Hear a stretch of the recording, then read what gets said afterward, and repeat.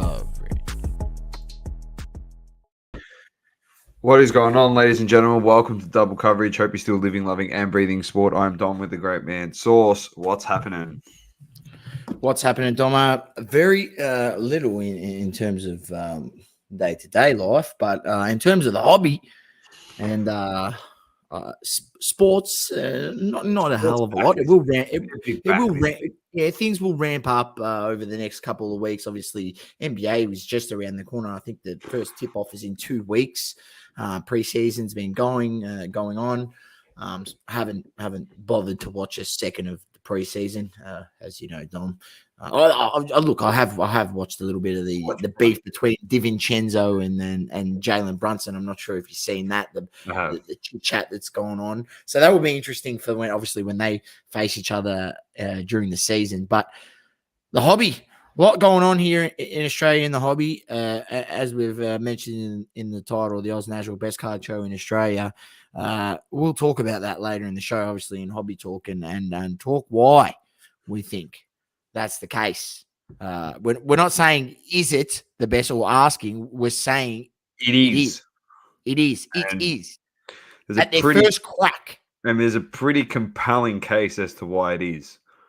I know this is high praise and people be like, oh, recency bias, you're just at the show. And no, we've done the pros and cons. And I'm telling you, we're just trying to nitpick on anything just so we can go back to the organizers and say, this was great, but, maybe next time consider this, or I haven't got any of that. No qualms here at the moment. If anyone in the chat, anyone's got any feedback throughout the show, please drop it in the comments if you have anything. But I'll tell you what, it was a near. Nothing's ever a perfect 10 Sauce, but it was a very near perfect show. It is if you had a bit of Kurt's cum care, mate. It's always a 10. That's a valid point. Touche. I like that. Very nice. Very nice for you. We're actually going to start with the AFL this week, surprisingly, Sauce. Trades. I just want to go through a couple that went down today, and you got to love when news breaks on a double coverage podcast day. That's always the best. The deadline is tomorrow evening, so Wednesday, I think it's 7:30 or 6:30 our time. So that is close of business for the trade period. As a North Melbourne fan, I'm very nervous because the Luke Parker deal is still not done. So I'm a bit concerned about that. And considering we didn't get Houston, I would like to get Caleb Daniel, somehow pry him away from the Dogs. But we'll see what happens. Minimum Parker. We need Parker really badly at the club, so hopefully we can get that done. But a couple big ones today, Sauce. I'm going to bring up the trade that was done. So this one was done around about 11 o'clock this morning, I reckon it was. So Carlton have given off pick 12, 14, 73, and Matt Owies. So West Coast got... So 3-team trade, Carlton, West Coast, Richmond. Carlton got pick 3 from West Coast. 63 and 68. They gave away pick 12, 14, 73, and Matt Owies. West Coast got Liam Baker from Richmond. Matt Owies from Carlton. They got pick 12 and pick 73, and they gave up that pick 3, which has now gone to the Blues. Richmond got pick 14 for Liam Baker. As we know, Liam Baker, free agent, he was going to go. So you know what? Pick 14 is pretty good compensation for a player that wanted to leave. So I reckon Richmond win out of this one. I reckon this is it's sad because he's a great player, Liam Baker, but I'll give this a B to Richmond for the fact of they got pick 14 for Liam Baker, and they're in a rebuilding phase, mate. Their team's struggling. West Coast, everyone's saying West Coast butchered this because they gave up pick 3. They still got a first round pick. They picked up Liam Baker, premiership player from Richmond, very experienced. He's a good footballer, Sauce. He is a good footballer. He's young. They're in a rebuilding phase at West Coast. They pick up Matt Owies, which I know people are pretty upset about this as well at West Coast. But you've picked up Matt Owies, who you can argue, Source, is probably top five small forwards in the league. He kicked 44 goals for the Blues this year. So pretty good reward. Yeah. And he's got pretty good reward going to West Coast, where he's got some tall timber and Oscar Allen and Jake Waterman there. So when the ball hits the deck, he'll have a bit of food to feed on. I think Matty Owie. So pick 12, they get a first rounder back for giving pick 3. There's a lot of midfielders in the draft. I know that. Yeah, that's the talk, right? West Coast has butchered this. I don't see it. I mean, there's no guarantee that you pick that pick 3 and he turns out to be an absolute star, right? You're getting Liam Baker, you know what you're going to get. Yeah. And you're getting Matt Owies, you know what you're going to get. There's a large sample size. They're going to bring experience to your young team that's obviously rebuilding, and they're also not super old. It's not like you're getting them and they're super old. I think they'll have quite a few years left in them. Yeah, 100%. And yeah, look, I don't think it's that bad of a trade. I it's really not that don't. bad. And then so West Coast there probably give them a B plus. I'm giving them a B plus for that. Gave up 3, got back 12. That's fine. Got pick 73 as well. Got premiership player in Liam Baker. They got Matty Owies, top 5 small forward in the league. So I reckon it's pretty good. The Blues, on the other hand, Matty Owies wanted out. They had pick 12 and 14 and 73 as well. They gave away. In return, they got 63, 68, and they got pick 3, Source. At the time, pick 3. At the time, I was saying to some guys today, this has the marks to be an A+ trade for Carlton if they use this pick 3 potentially to land Dan Houston. Source. But they didn't land Dan Houston. So they gave up 2 first-round picks and Matt Owies for pick 3, 63 and 68. I'm actually giving this a C.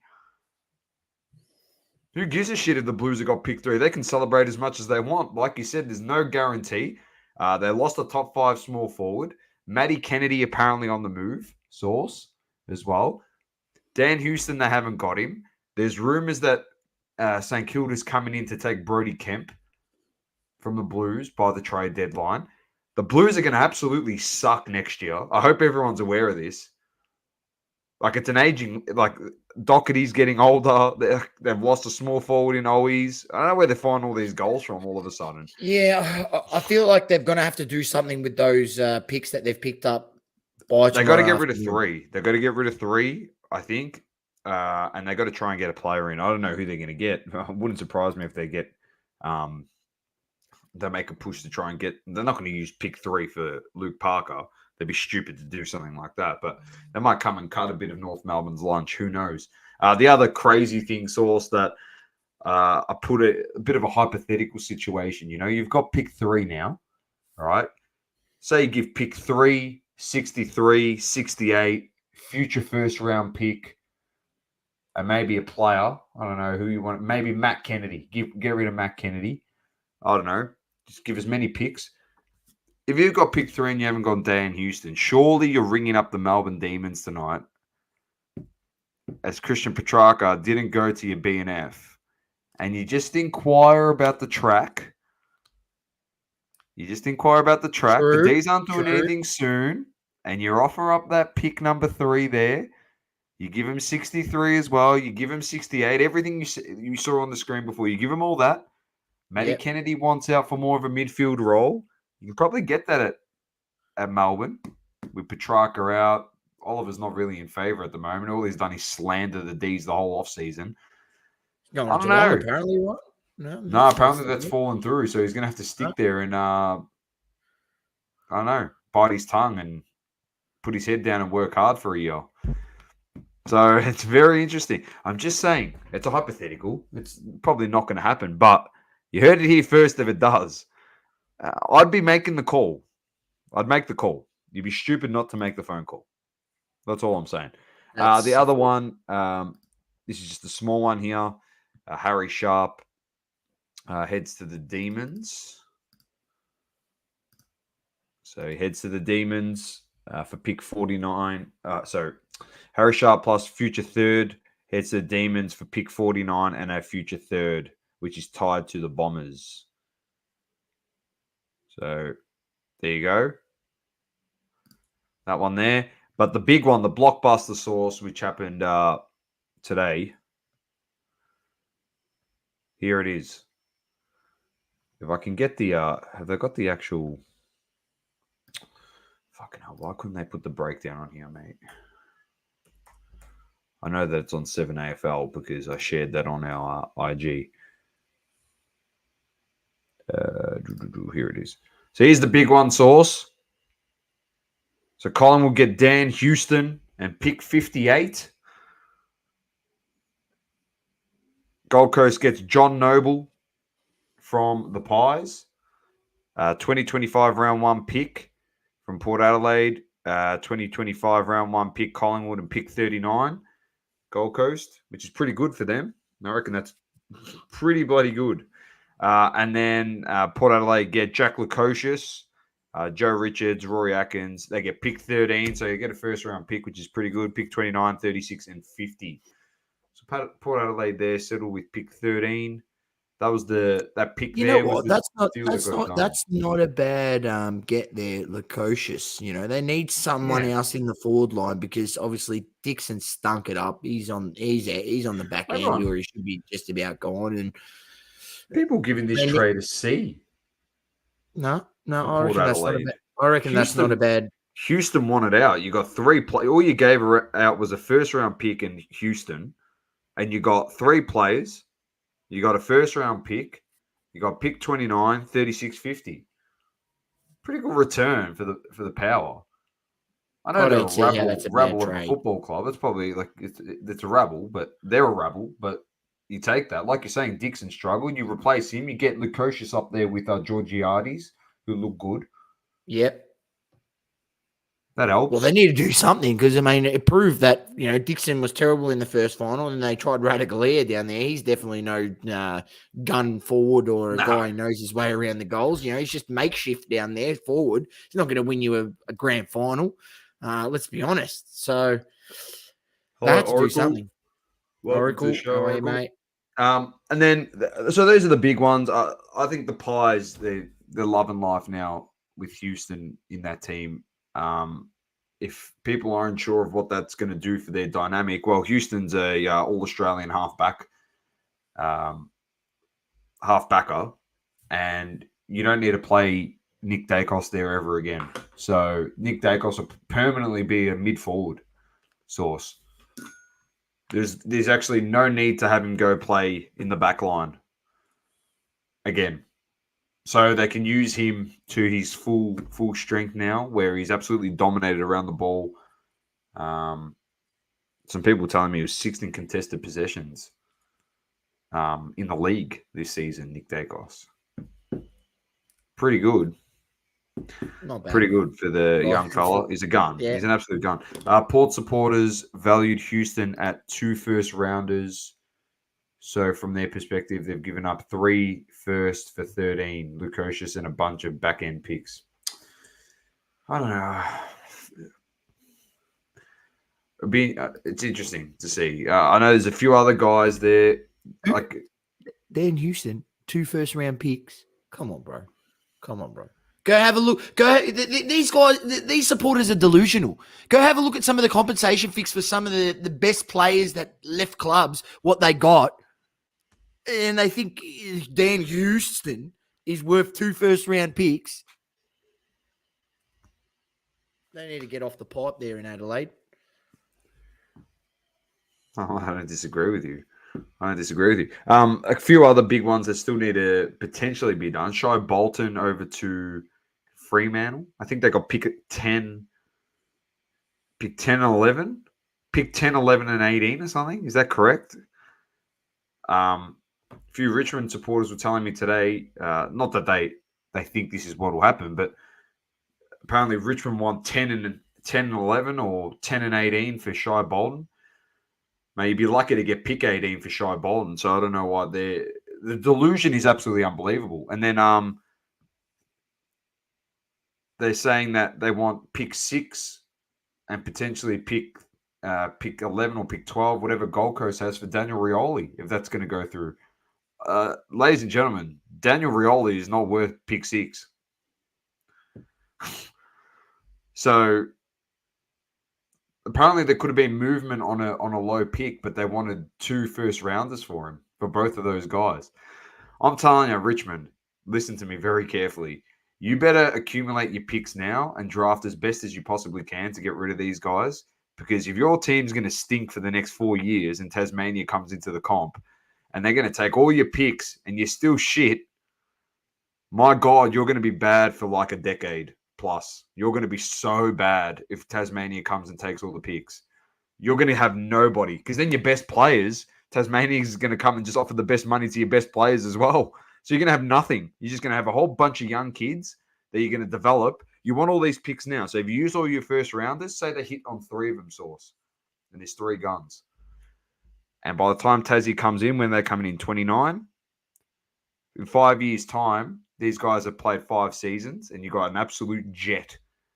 So Richmond's got the next up-and-coming superstar. What do you reckon Tasmania is going to do, mate? Why do you reckon we sign? Why do you reckon we sign? Why do you reckon we sign Sheasel to 2031? Because the only way Tassie can take him is if they trade for him. They're going to come in, and if you don't give him a big contract, they're going to say we're going to offer you X amount of dollars and give you some stupid what's his name deal, Mac Andrew deal, $9 million over freaking 10 years, whatever the hell they're giving these days, just dumb contracts. It's literally like Chelsea contracts. Yeah, it is. Moment. It is. They're getting fooled because they're seeing big figures on there, and like it's good for the players, but for the clubs, it's going to hurt them in the long run if these players fizzle out after a few years. They're going to be stuck paying out a contract, and it's going to hurt their club. But I'm just saying, you can't get too greedy with your picks. If it's there to be taken and you're in the rebuilding stage, this goes for anyone, not just Richmond. You got to take it. Brett says media has deliberately overinflated the value of Bolton and Rioli, and it's worked. I don't think it has worked because they haven't made any. I feel like yet. Richmond tried to do that themselves, giving him the BNF, right? You know, so they gave him the BNF, pumped up his value. But I don't think it will work. Nothing's been done yet. There hasn't even been any talk. I don't know. Is Shai Bolton a free agent? You better hope none of these. I know Rioli's at the end of the day, these players have years. said they want out. So, you know, you take what you can get. At the end of the day, right, if they're still in contract, right, and they want to be traded, and you decide not to trade them and get something for them, technically, they can just sit on the sidelines and get paid their base. Obviously, you get bonuses for how many games you play and all this sort of shit. But they could just sit on the sidelines and do fuck all for the year and still get paid. You just got to hope that some of these guys haven't, like, I know Rioli's got 4 years left, but like, I'm not sure what Shai Bolton's contract's like. So if anyone wants, but I'm using this as hypotheticals because, ladies and gents, I don't know. But hypothetically, if he's got 1 year left and you don't make the deal, you'll just play out the year and just walk for free next year, and you get jack shit for him. So, like, these are the things you need to contemplate. You got to think about this. Where is my football club going to be in 12 months' time? And Richmond, you're going to be winning the wooden spoon in 12 months' time. So is it worth keeping these guys? So also they've lost Graham. They've lost everyone, mate, at that football club. They're all gone. So I have no idea. Big exodus. Magda says, has the Luke Parker been done? No, it has not. Can't believe the Pies got Houston. I'm a bit feral on that too. So the keeper of the keys happened to be Gold Coast with that pick 13. So they were the ones that Gold Coast stuffed us, mate, pretty much. But it is what it is. Kangaroos need more players. They definitely do, Magda. They definitely need Parker. Minimum. If they can get Caleb Daniels somehow, happy days. But that's it for the trades. Some big news. The deadline's tomorrow. If anything crazy happens, just follow the stories. We'll get something out on the stories. We might even do a little head picture if we have to, if there's something crazy that happens. So, but yeah, we'll see what happens. All right, Saucy, let's move on. We've got the EPL back this week. I'll just run through the games. Tottenham, West Ham is the opening game of the round. Then we have Fulham, Aston Villa, Ipswich, Everton, Man United, Brentford, 1 a.m. Mate, daylight savings back, and it's just kicking us straight in the gonad sauce with these poo-poo times. Newcastle, Brighton, Southampton, Leicester, Bournemouth, Arsenal at 3:30. Wolves, Man City, Liverpool, Chelsea. That's a cracker. 2:30, and Nottingham versus Crystal Palace. They round out the round of games.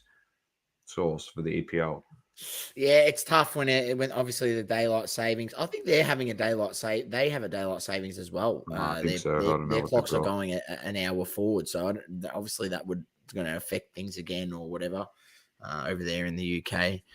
But yeah, it sucks. It's good for the morning games because the morning games get closer to 6 a.m., which is like not a bad time to wake up, Doma, instead of like 4 a.m. or 5 a.m.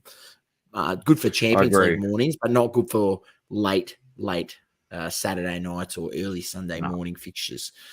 That's for sure. It sucks. Absolutely sucks. But it is what it is. We just deal with it, Source. Yep.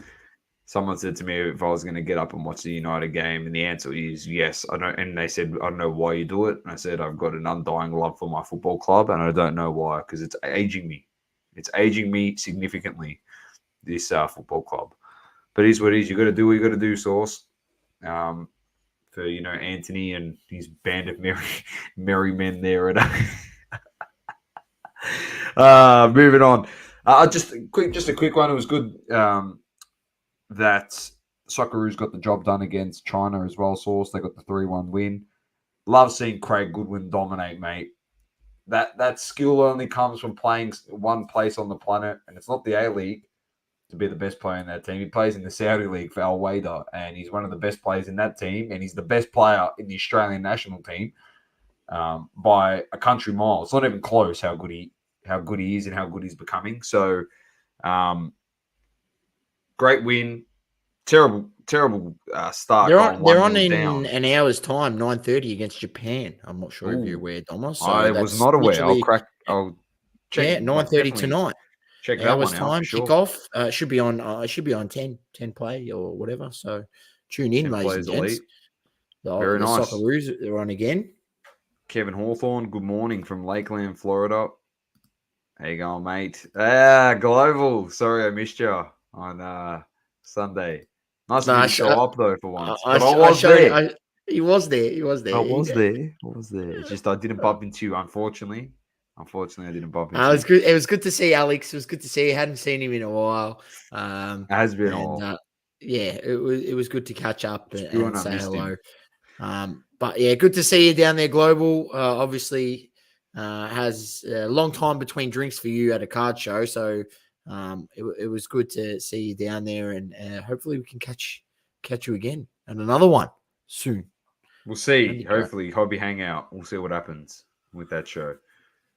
So that's it for EPL. Moving on, F1 race. It's race week, Monday 21st. The United States Grand Prix in the Circuit of the Americas. That's a 6 a.m. start on Monday. So I'll definitely be up and watching that one. So there'll be a cracker. See what happens. As you know, it's heating up, Source. It is definitely heating up. So tune into that one. Monday 21st. Monday 28th of October is the following week. We got some good times coming up, man. We got 6 a.m. next Monday, the following Monday, 7 a.m. races for the F1. Okay. So we've got two and then the Brazil one's not too bad. 4 a.m. is not too bad. Just have an earlier night, ladies and gents, and you just get up at 4 a.m. It's not too bad. And then the Las Vegas one the week after, 5 p.m. on Sunday. Even better. Oh, wow. 5 p.m. on the 24th of November. That's a while away. Vegas, baby. It's all happening. All right. NFL results source. 49ers defeated Seahawks 36-24. Bears defeated Jags 35-16. Colts over Titans 2017. Eagles over Browns 20-16. Buccaneers over Saints 51-27. The Houston Texans, CJ Stroud, your boy, 41-21 over the Patriots. Green Bay 34-13 over the Cardinals. Ravens 30-23 against the Commanders. Pittsburgh defeat the Raiders 32-13. Chargers over Broncos 23-16. I'm going to keep this one to the end. Falcons 38-20 over the Panthers. Bengals 17-7 over the Giants. And the Bills beat the Jets off an Aaron Rodgers pick 23-20 today. But the big one, Sauce, I'm not sure if you saw it.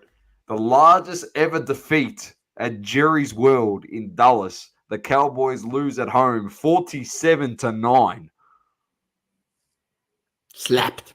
They scored 3 field goals. Slapped. The wheels are falling off in Dallas. The wheels are falling off. Ever defeat at home for the Dallas Cowboys. The wheels are falling off.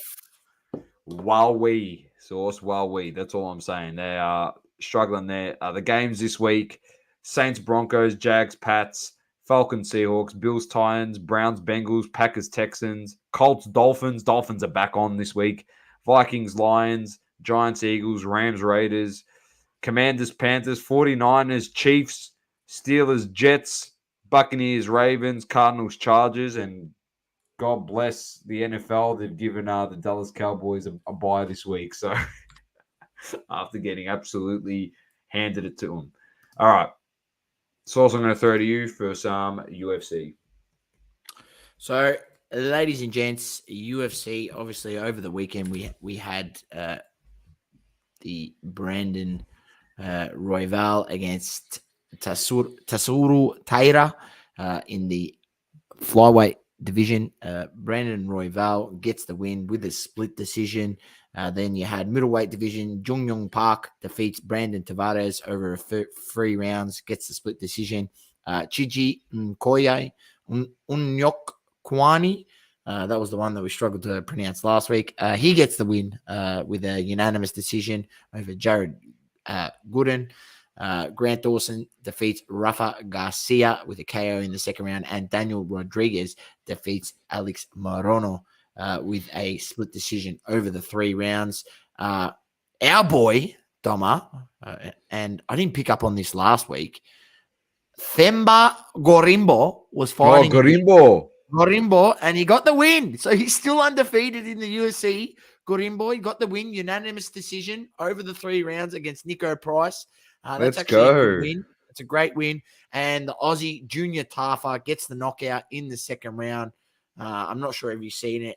It was just not a crazy knockout, but just, man, Sean Sharaf, his opponent, credit to him, man. He's got heart of a lion, man. Like, Tafa was hitting him with some bombs, and he just wouldn't stop. He was pretty much like knocked out, but standing up, still taking punches, and then the ref just had to step in and just be like, no more, you know.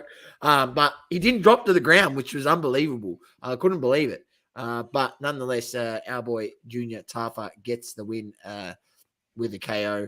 And then also you had Cody Hayden gets the win, the Aussie, in the bantamweight division over the 3 rounds, defeats Dan Argueta, gets unanimous decision. So just a shout out to those ones. Obviously, the Aussies, we make sure we give them the shout out, and any fighter that we follow along the way, as we have in the past. I mean, you know, Themba's he's our new sort of the next one. Yeah, he's the next one we're talking about. Raul Rosas as well, another guy. Yeah, Raul Rosas Jr. that we follow as we go through, and so let's just see how they fare going into the next 12 months in the UFC.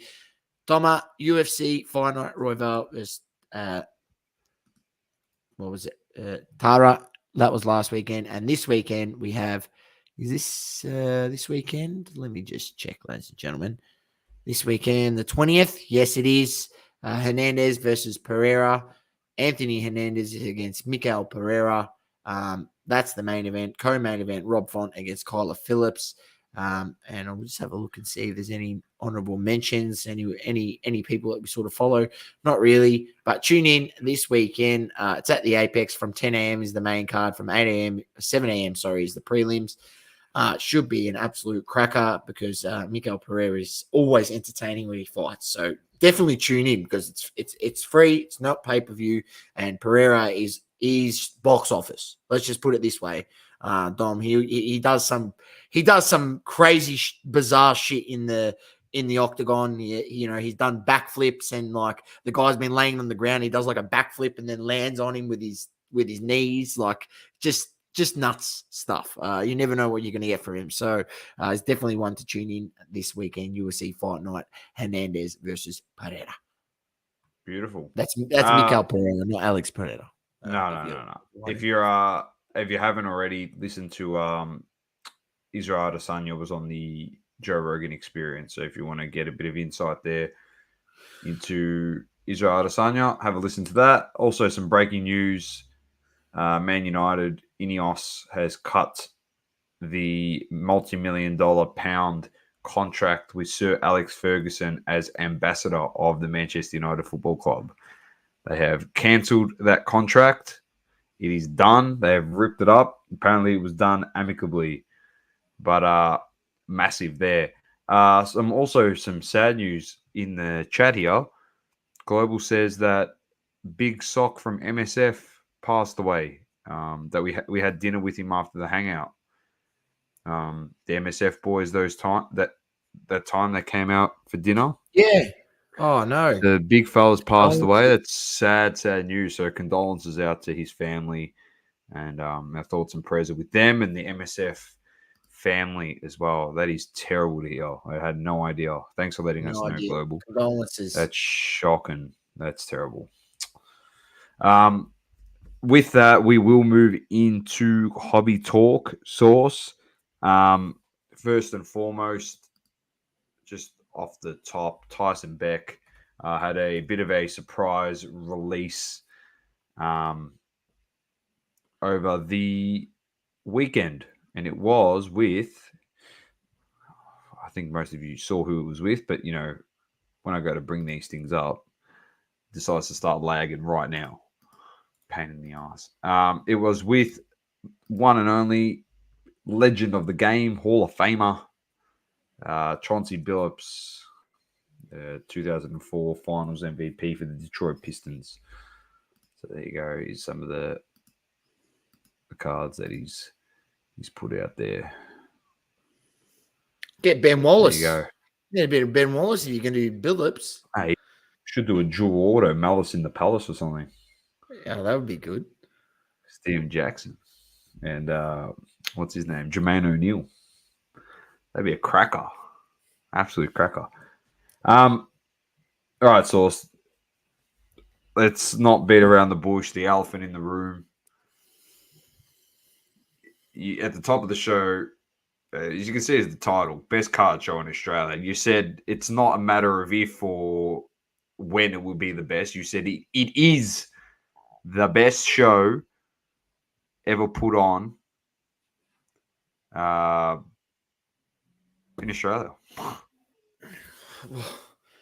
Yeah, I spoke to you about this earlier today, Dom, and I sent you a voice message, and I said, I sat there driving home after the show, right, on Sunday evening, and I tried to think and think of the negatives. Think of the negatives, right? Because there were so many positives, right? And we'll talk about those in a second. And I tried to think of what could be better. What were the negatives? And I really struggled to come up with any negatives about the show. I really did. And still now, even what we will say, we'll give a bit of feedback on what we did think was a little bit negative. You probably feel like we're nitpicking, if you did go to the show, that we're nitpicking at things. And that's the way we feel about it too, It's not a matter if. It was the best card show that we've had here in Australia. I haven't been to any of the other hobby hangouts, but I've had people that have gone to a few of them around Sydney and they say that Melbourne is the best one by far. It's not even close. So if we've got that to compare to, and we've been to the hobby hangout here in Melbourne numerous times, the oznational pretty much, slapped it out of the park. It wasn't even a competition. The space was better. It held the people better. The ability to park there for the whole day for $12 if you prepaid. I'm not sure how much it was if you just paid at the door, underneath. But so much parking because there was no. $15. If it wasn't prepaid, it was $15. Ah, there you go. It wasn't prepaid. It was $15. Like, extra $3 extra. So there was no event on at Marvel, so there was ample parking. The access was easy because there was nothing else on. The talk before the show and everything. Oh, why would they do it on the same weekend as PAX? And maybe it's not going to go mate. Maybe it was a masterstroke because they put it on the Sunday. PAX runs Friday, Saturday. Maybe you had people from PAX that were here interstate. I mean, PAX is a much larger thing than the Oz National, but maybe if the Oz National grows itself, it will be a thing where people, more people fly just for the Oz National. I mean, we had some on the weekend. We had people flying from Sydney. We had people from Adelaide, people from Perth coming for the show. So yeah, look, it was unbelievable. Just the space was great. I can't really speak too much on the food stalls. So anyone that was there and maybe got some food or sussed it out, let us know in the chat what your thoughts are on that. But as for the vendor side and as for the space in the room, if you hadn't seen what it looks like, just go watch the roaming source on the channel. Make sure you check that one out. And we had Whatnot there, which was unbelievable. Had a big stand set up by Lane from 130 Point. Obviously for their first crack, short promotion, same weekend as PAX, if you want to call that a negative. I'm actually not calling it a negative. I'm actually calling it a sneaky master stroke and the spillover that could have happened. The ticket prices, Tomo. Let's talk about that for a second. $15 ticket prices to get in. I think early birds, if you wanted to come in on the early bird, early entry, it was a bit more. There was $15 ticket prices.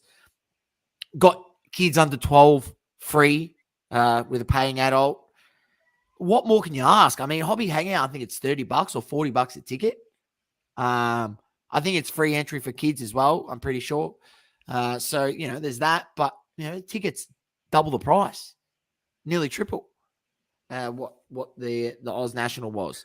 The thing was good there. The lighting was good. Lighting was great. You had natural lighting as well as the aircon in there. Aircon. Very good. Very good. If it was a cold day, there might have been heating, but they have the flexibility to do that because it's a massive venue and it's used for function spaces where they would obviously use that stuff. The outdoor area here, I'll show you right here. This window you can see that went out onto the concourse. That was the smokers section, but you had the whole area. The smokers didn't take up the whole area. They took up a little corner where the ashtrays were. But if you wanted fresh air, you could have gone out there, or you just walk over to this part where the stadium is, and you get a nice breeze coming in through the stadium because it's empty. Nice breeze up the walkways. It was fantastic from that front. I'm not sure on the food stalls. I think someone said there was only like one open. Maybe they can open up another couple. Now that they're seeing how many people coming through, they had over, I think, 2,000 plus people there. So they had double what we had. Average, but that's about the only downside I can think of, says Adam. Biggest show we've had here, yeah. Yeah, I feel like that's a thing that maybe like you're just like if you're coming in and you're coming in on the train or something, mate, stop at the station, grab yourself a McMuffin, fill yourself up before you get to the show, and I'm trying to think of some other things. I'll be honest with you, Dom. Like I just ate something before I went, bought a couple bits of fruit, and just drank water, and just lasted the whole show. Mate, I definitely had some stuff before I came. without I was on another planet. Toughed it out, mate. I'll get to all your comments, Julio, later in the show. Towards the end, don't worry. But he did say global, it's not big enough for those types of people, the AFL players. Well, if you didn't see, Jacob Wiedering was there, Zach Fisher was there, and there was another player there. Jack Petrocelli that plays for West Coast was there also. Source. Yeah, they were So just there they were as there. But just checking out cards and as general patrons of the show, and obviously people were going up to them, getting autographs and asking them for photos, the trade-off which is great.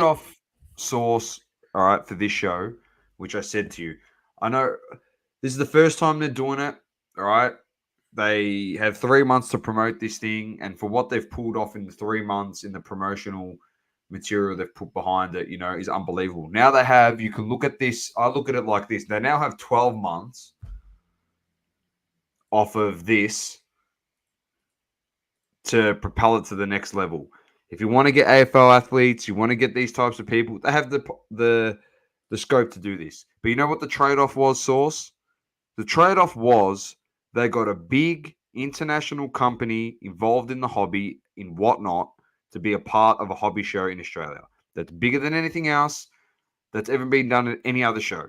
So I will easily give up for this show a panel or any sort of thing like that to have them there, to have it sponsored by them. Next time going around, you might get Whatnot, you might get eBay involved. You might also get a panel involved at the show. We might have a representative from Whatnot and eBay and maybe some other people within the hobby. I think it would be great in 12 months' time. Hopefully it all goes well for Whatnot. You have a rep from Whatnot up there. Hopefully eBay comes along. You have him up there, have them up there. You have Lane up there as well to talk about how the health of the hobby's gone with the grading, with his PSA submissions at the Hobby Australia. And then I'd actually love to see Rod up there from Neon because he would have been using Whatnot for 12 months by that stage. Or 10 months by the time it launches. Yeah. So it'd be great to get his feedback on the product there up on stage. Launch in January. He'll have the bloke from Ryan. What was his name? Ryan. Ryan. The guy so they have from 10. You have about 10 months on it up until that point. If we do it again in October, so that's the trade-off. I think that's the way you do it. We didn't see any Aussie grading companies there. Global. I'm just going to say this straight out, and this is no offense to anyone. But if you are a grading company and you weren't at this show, and if you're not at the next one, don't bother. Don't bother. That's all I'm saying. Yeah, don't bother. And we're not talking. We're talking Australian grading companies. Australian grading companies. And if you're not going to come to this show here, and I'm straight out going to say it again, the biggest market for cards in the country is Melbourne. You want to put any of these shows on any other state in the country, you're not going to get the buy-in like you did on Sunday. People can say, we got the hobby here, it's the strongest here. It's not about a competition of states. I'm just telling you straight out. Melbourne's the biggest. All the advanced hobby hangouts, the biggest here. Tricon, here. Comic-Con, the biggest one, here. It's all here. So, what more do we have to say? How much more proof do you want? You want to have one time that you Comic-Con have one show travels around, but come on. I don't know how big the one in Sydney is. I was nearly going to go last year. I think I was there around that time. And you know what? I'd love to see this show, and we spoke about it when we had representatives from the oznational on our show, that potentially it could travel around the country. So it doesn't mean that people from Brisbane, Perth, South Australia, Sydney are always coming to Melbourne. That could be the scope. I don't know what their ideas are, but it could get to that point. If you get enough big people coming from overseas or enough sponsorship, you have enough money to take the show interstate. You'd be able to do that. I don't know. I have no idea. But I'm just saying, it all has to start here. This has to be the point where it starts and where you grow it from. Because I'm telling you, no offense to Brisbane, you did the Oz National in Brisbane, it would have just been like an Oz National and people would have rocked up and been like, what the hell is this?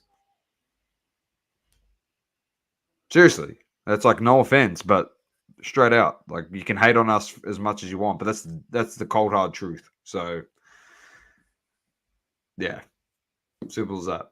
Well, am I wrong? I'm not wrong. So anyone can tell me I'm wrong, but unfortunately, as egotistical as it sounds, we're not wrong. The proof is in the pudding, stores, and stats don't lie.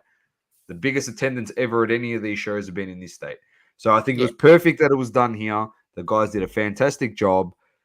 For a first time around, 130, you got 130 point there, the Hobby AU, Whatnot, AFL players coming in just to check it out. Then the one thing that I will critique, because we bumped into our mate with his cards up in the attic, He had no idea that the show was actually happening. He was saying, like, so for him to set up, I don't know, I'll just take him for it on his word, but it might be something that, Shane can push that out potentially through his show. And if it's going to be a national, the Oz National should then be the overarching body that also communicates with all these other shows and says to them, we're having the Oz National. You want to reach out to your people to get them involved as well. Get them involved, and also organize with these other people of other shows. Of let them know, like, I'm doing it this weekend. Don't plan any shows, within that sort of that block, that little, maybe that month, or maybe you might want to, if you plan a show, you plan it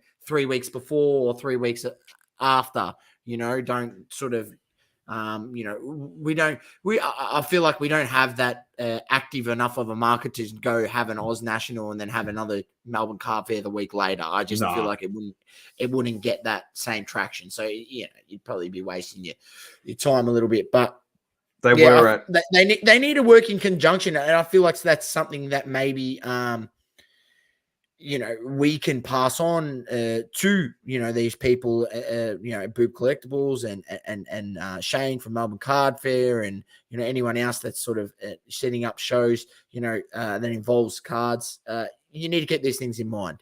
Well, the National in America is a card and collectibles convention. Yeah. The scope, like, if this is just going forward, mate. We're just throwing out ideas here now, to be honest. But it's like, if you get in contact with Shane and you have all these AFL people, there could be possibility, that you can actually section off areas where there's AFL areas, and then there's like other sports, there's TCG areas, and then you have NBA and soccer and stuff in the middle, and you can just do stuff like that. I know a lot of people like working next to each other that have been next to each other at other shows. They feel more comfortable as well.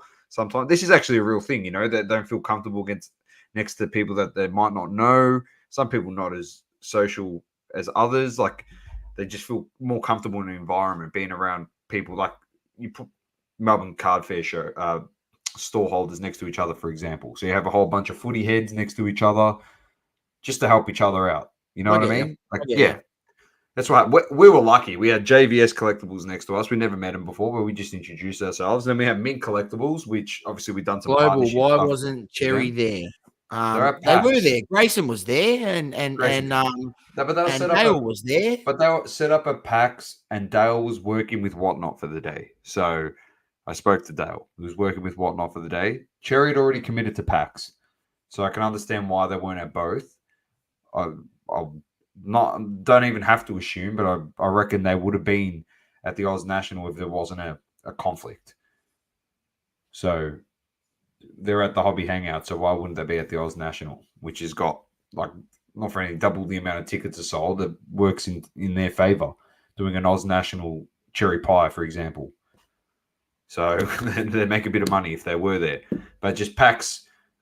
Spoke with Dale, and he said PAX is very valuable to Cherry, and they've been doing it for years upon years. And I can understand that business wise. Why would you pull out of something you've been doing for multiple years, and then, like, you've looked after each other for such a long time? Business deals.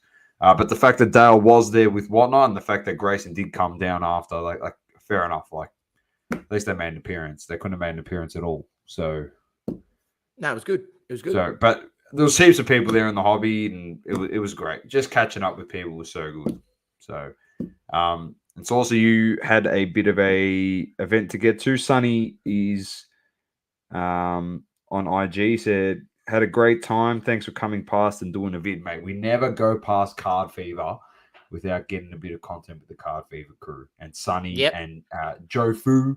We never. No, we can't.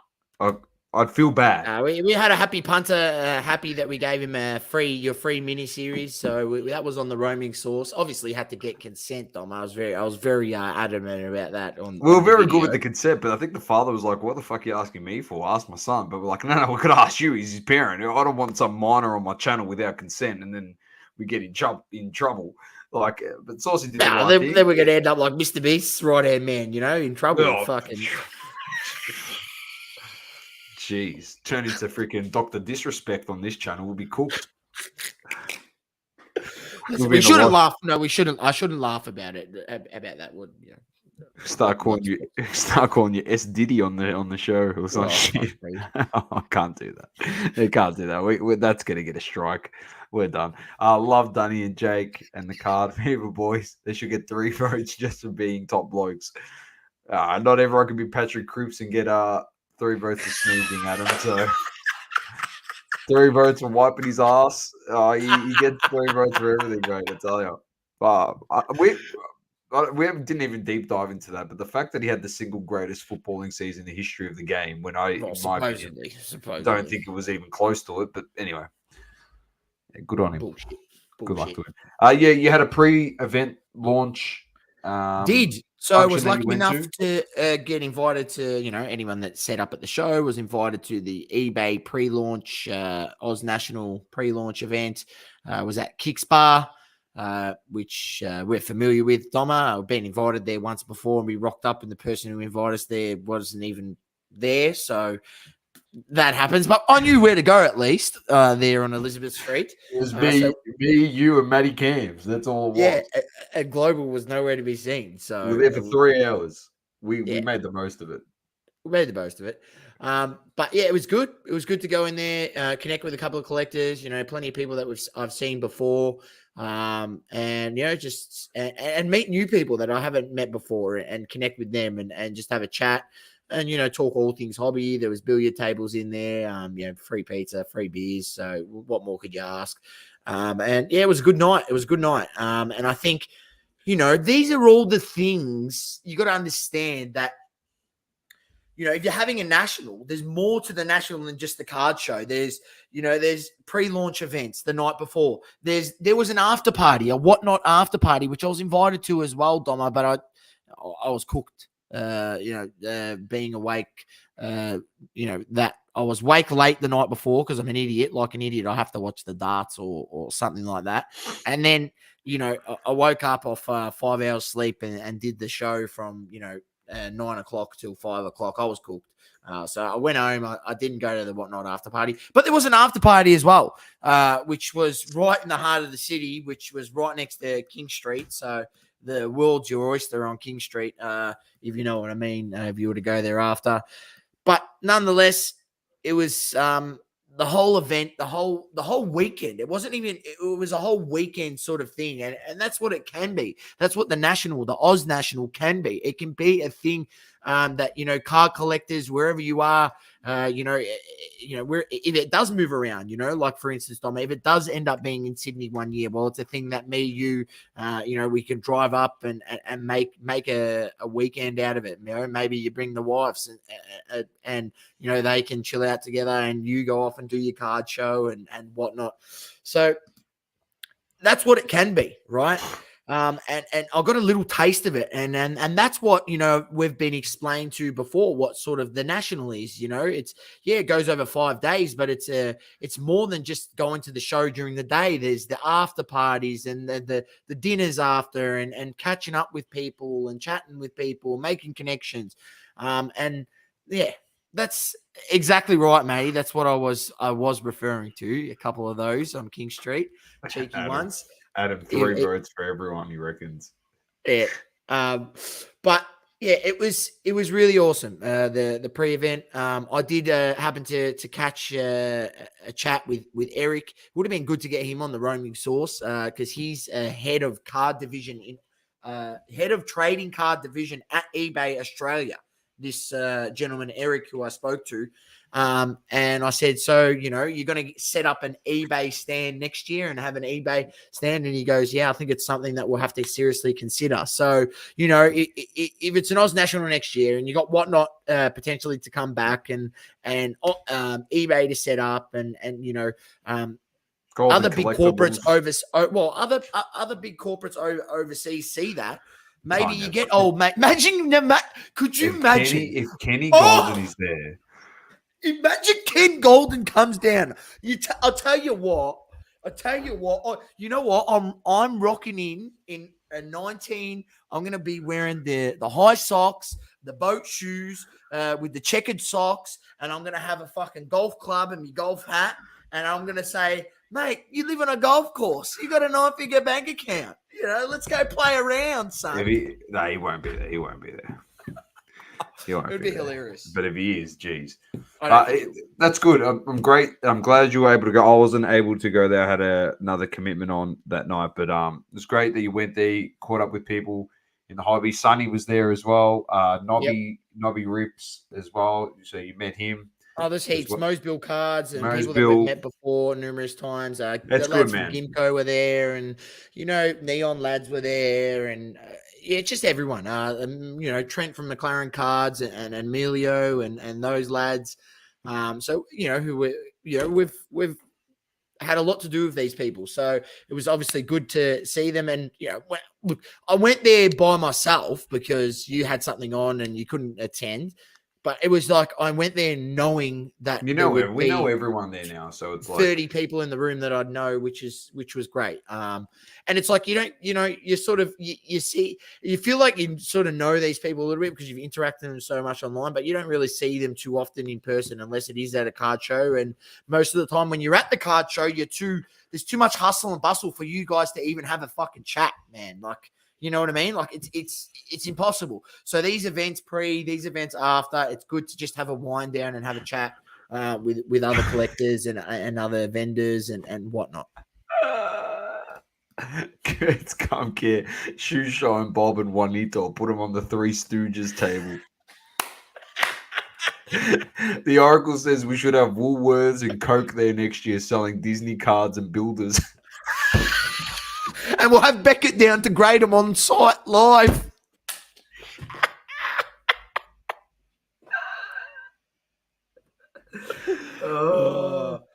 Was there any old timer AFL tables that do nothing all show? Nah. Nah, there wasn't any of those old timer tables. I think they're reserved there for the Melbourne Card Fair.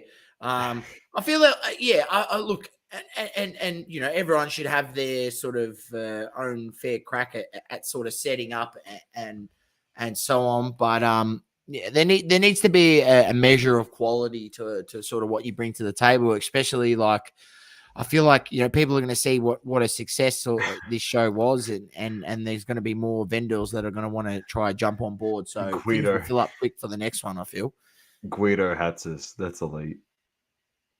That's so good. But as we mentioned, Doma, hard to find a negative. We talked about this for nearly 25 minutes. How good the show was. It makes us wonder, and we said this, Doma. Why hasn't we've been screaming for this for a couple of years now? Why hasn't the Hobby Hangout ventured to find a new venue? Like, have they truly ventured to find a new venue? Well, I don't know if we can announce it, but I'm going to announce it because I don't really give a shit anymore. But they have found a new venue next year. They're going to do a super hangout at the Melbourne Exhibition Building. So, once again, here in Melbourne? It's in Melbourne, yeah. Oh, there you go. So we'll wait and see. The super hangout's coming. Well, if the ticket price is already $40, people can expect $50+ for ticket prices at Exhibition Centre. I never know. It might be source. I'm not going to say that that's going to be the case because the ticket prices are cheaper at Marvel. Maybe it's the venue being used now that the overheads are so big. The overheads are too big. I don't know. I'm just saying that maybe. Okay. Maybe. All right. Last but not least, source. Speak too soon. All right. Last but not least, I don't know if you saw, but one of the goats retired over the weekend. I'm not sure if you saw this. He won his 6th Olympia, Chris Bumstead, and he retired 6 times. He's won it. Unbelievable. Now, I wanted to make this card related, so I have. And tell you what, PSA, they've got us covered, mate. Here it is. Here it is. The GOAT, Bumstead, auto, PSA DNA certified, mate. It's $800 US. So, Julio, in the chat, here's your boy. You want us to give him a shout out? He's retired. One of the best to ever do it. Big C-Bum. They haven't got a C-bomb on there. Dom, is that my present from you?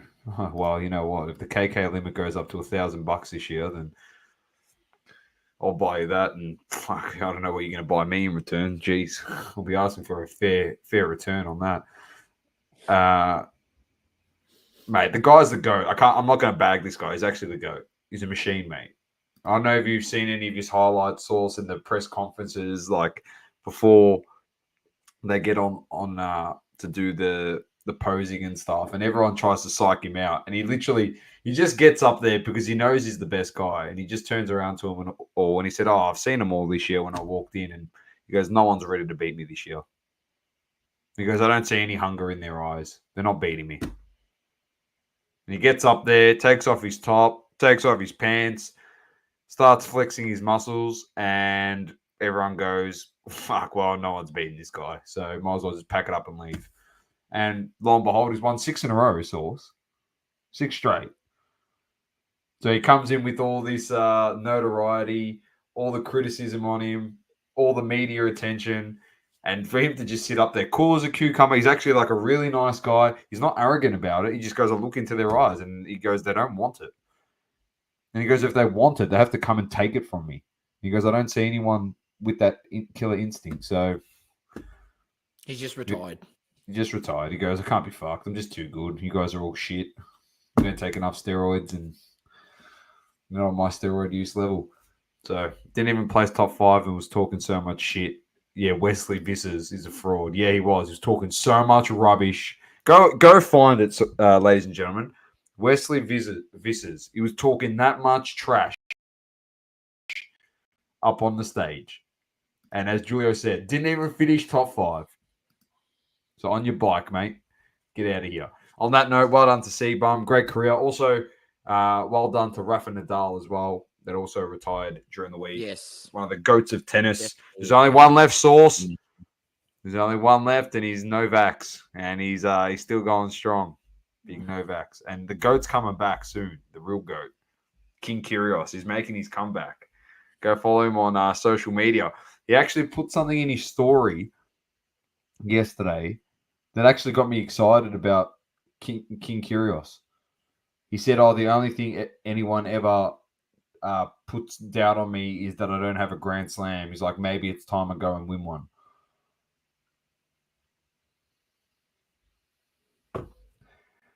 I don't know if that's before or after he has a mental breakdown on the tennis court. But he needs to get a coach first. What, LeBron is coming to tennis? Fuck LeBron. LeBron playing tennis would be shit. What are you talking about? LeBron playing tennis is like Bronny playing basketball. Rubbish. On that note, keep living, loving, and breathing sport. I'm Tom with the Great Man Source. Peace. Don't forget to like and subscribe. Peace out. Thank you for tuning in. Please don't forget to leave a review on the Apple Podcasting app. Also, follow us on socials: Instagram, Facebook, Twitter, and TikTok. Talking Old Spots. Double curve.